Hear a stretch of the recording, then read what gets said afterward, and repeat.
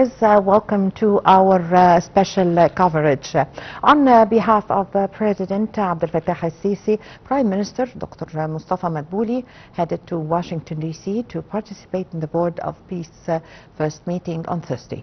Madbouli is scheduled to deliver Egypt's address at the Peace Board meeting, which will tackle the Egyptian view on the issues tabled for discussion.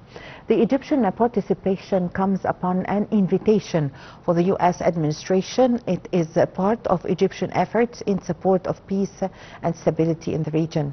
The Peace Board that was created by the U.S. President Donald Trump is considered an international platform aiming to reach sustainable solutions for the regional and international conflicts, especially the Palestinian question. And also, meanwhile, a new batch of Palestinians returning to Gaza Strip have arrived at the main square for the Rafah crossing border from the Egyptian side. The crossing said, the officials said that the team from the Egyptian Red Crescent have received this group to facilitate their return to Gaza Strip in coordination with the relevant authorities and distributed meals, water and juice to them. Psychological support was also provided to the returns, the people returning. From the other hand, the Egyptian authorities are preparing to receive the 12th group of wounded and sick Palestinians coming from Gaza Strip for treatment in Egyptian hospitals. Meanwhile, the 141st humanitarian aid convoy Zaid al-Izza have begun entering the Gaza Strip through the Rafah land crossings sub-gate. According to unofficial sources at the Rafah port, the convoy is carrying large quantities of food aid and relief supplies, including personal food baskets, flour, fresh bread, canned goods, medicines and also hygiene items. The convoy also includes trucks loaded with tents for sheltering the displaced people.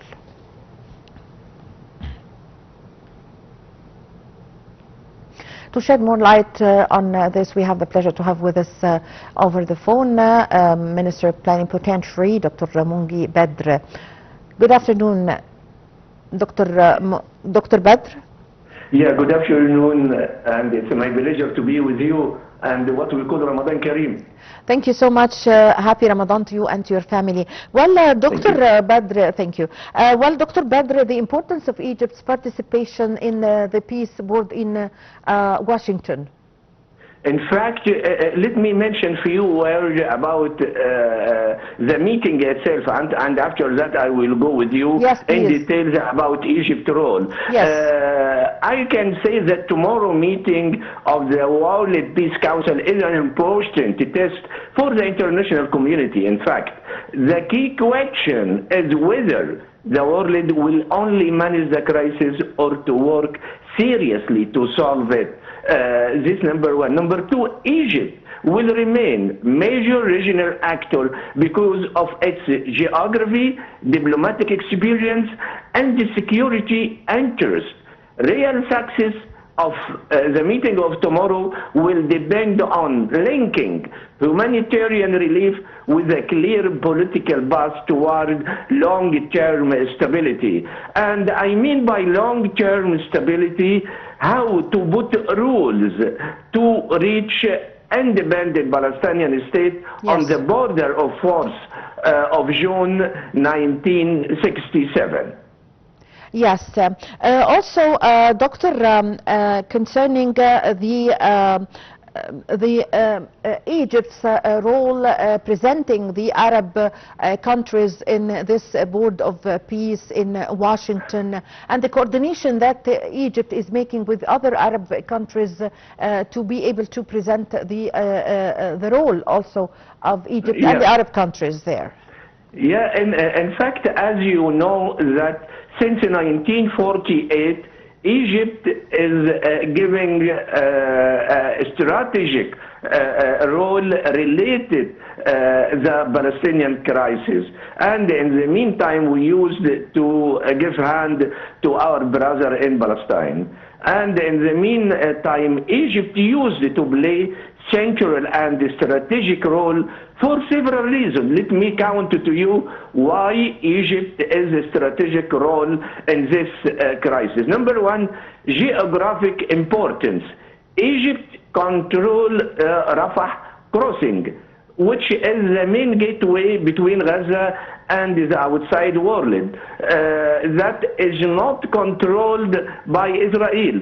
This gives Egypt a key role in humanitarian aid and any security arrangement. No practical solution can work without close coordination with Cairo. Number two, mediation experience. As I mentioned to you, since 1948, we used to be, we work between Palestine and Israel as a mediator and also supporting the right of our brother in Palestine.